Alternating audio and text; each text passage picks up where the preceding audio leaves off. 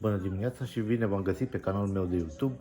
Astăzi voi vorbi despre un subiect de tehnologie și anume Amazon Alexa, care o să-l avem aici în imagine. Alexa, stop!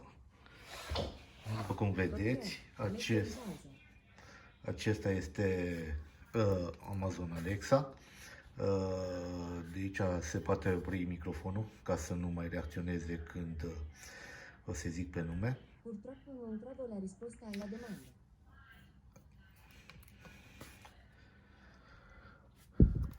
În acest moment microfonul este oprit și Amazon Alexa nu mai răspunde. După cum puteți vedea, este Echo Dot de a treia generație. Avem butoanele de plus-minus, adică de volum, și microfon oprit.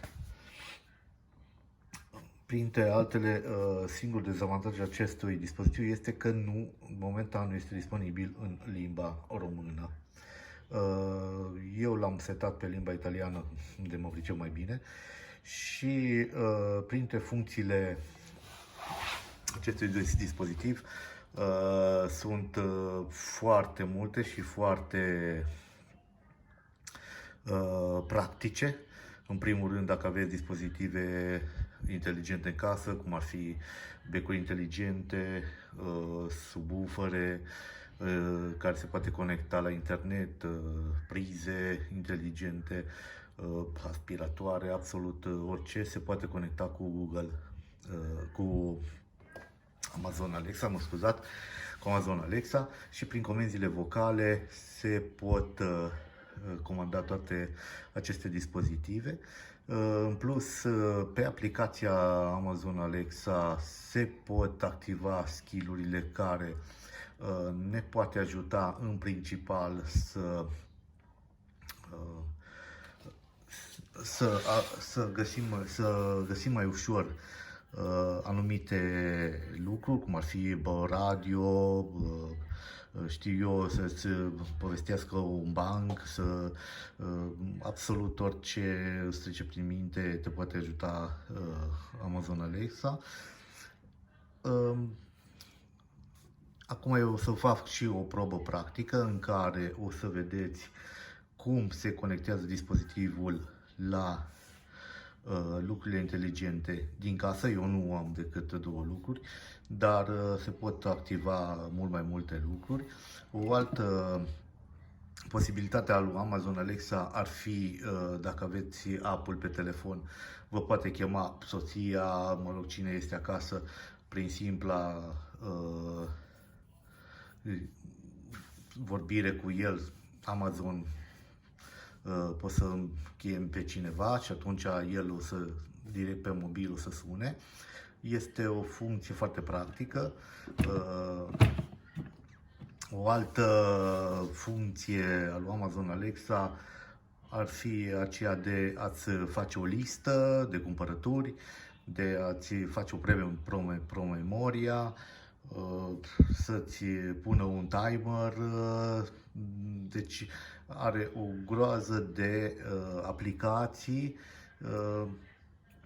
și de întrebuințări. Eu acum o să fac o mică probă practică în care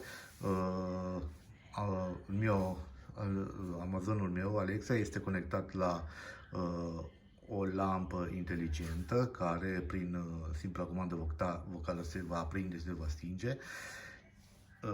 În acest moment eu o să pornesc pe Amazon Alexa. Ok. O să mergem la lampă. Alexa, accedi la lampadina.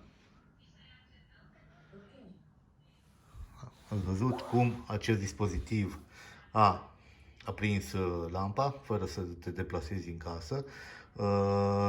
Iar pentru stingere, Alexa, spenge la lampadina. Deci asta a fost una din probele practice care se pot vedea foarte, foarte simplu și foarte ușor. Se mai poate conecta, la mine se conectează la un subwoofer al televizorului. În momentul în care îl pornesc, el se conectează în automat, iar tot ce este difuzat în loc să fie difuzat pe difuzorul Amazon Alexa, este difuzat pe subwooferul de la televizor. În rest, funcțiile la Amazon Alexa sunt foarte, foarte intuitive și foarte simple. Singurul dezavantaj ar fi acela că momentan nu este disponibilă limba română. În celelalte limbi, dacă vorbiți o altă limbă, este ok. Puteți asculta radio, puteți asculta, diverse melodii. Dacă aveți un abonament la Amazon Prime, sau atunci orice melodie vreți să o ascultați, vă poate spune el. Vă poate spune ce timpul, dimineața, ce temperatură e afară, cum este timpul. Deci dimineața orice lucru întrebați, el vă răspunde. Sunt lucruri care probabil nu le știe, dar pe măsură ce inteligența artificială va merge înainte, probabil că va răspunde la mai multe lucruri. Eu acum o să încerc să îl pun și pe un radio. Alexa, metti musica allo stato puro. Sto per avviare radio M2. După cum vedeți, el deja a activat radio. Alexa, alza il volume. Deci prin comenzile vocale el ridică. Alexa, abbassa il volume. El deja imediat a înțeles despre ce e vorba și reacționează.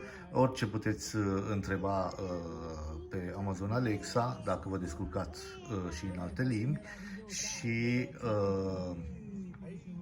cred că acest dispozitiv este unul foarte practic în casă. Dacă aveți întrebări sau despre acest Amazon Alexa, vă rog să mi le lăsați în descriere, în link, și eu vă aștept la un nou episod pe canalul meu de YouTube.